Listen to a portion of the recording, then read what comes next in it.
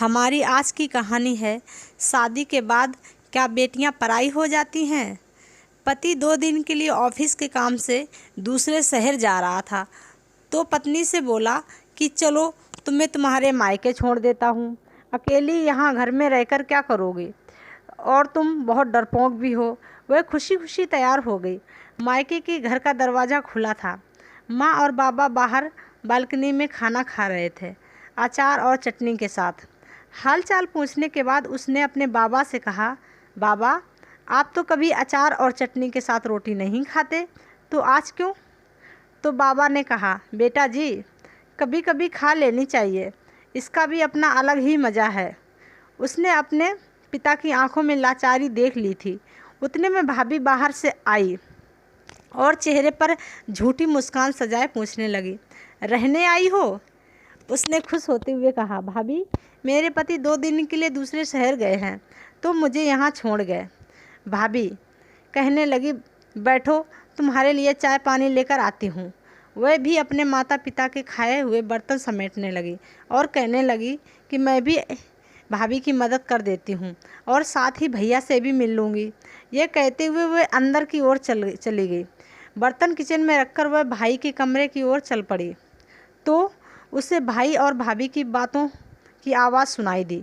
भाभी भैया से कह रही थी, तुम्हारी बहनें ब्याह कर तो गईं, लेकिन अम्मा बाबा की चौखट न छोड़ी अभी तक।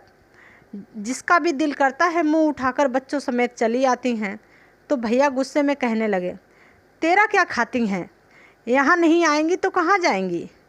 तो भाभी ने दंदनाते हुए कहा, बस अब मुझसे नहीं होती तुम्हारे खानदान वालों की सेवा। तुम्हारे माँ बाप को संभालती हूँ, उन्हें खाना देती हूँ, यही एहसान समझो। और भाभी भैया की बातें सुनकर वह सन्न रह गई। उसकी आवाज़ तो उसके मुंह में ही दबी रह गई और वह उल्टे पांव वापस होने लगी। थोड़ी देर बाद फ़ोन पर झूठ मूठ बात करते हुए बाहर निकली। अच्छा माँ जी, आप लोग आए हैं गांव से? पहले ही बता देते तो मैं मायके नहीं आती। अच्छा आप परेशान ना हो, ऐसा करें आप तब तक पड़ोस के घर वालों के यहाँ बैठें, मैं अभी आती हूँ। माँ बाबा ने देखा तो आश्चर्यचकित होकर पूछने लगे, बेटा क्या हुआ, अभी आई थी और अभी जा रही हो? कहने लगी, नहीं माँ बाबा, मेरी सासू माँ और ससुर जी आए हैं, उन्हें ऐसे कैसे छोड़ दूँ? अभी आ जाती हूँ, फिर कभी आ जाऊँगी।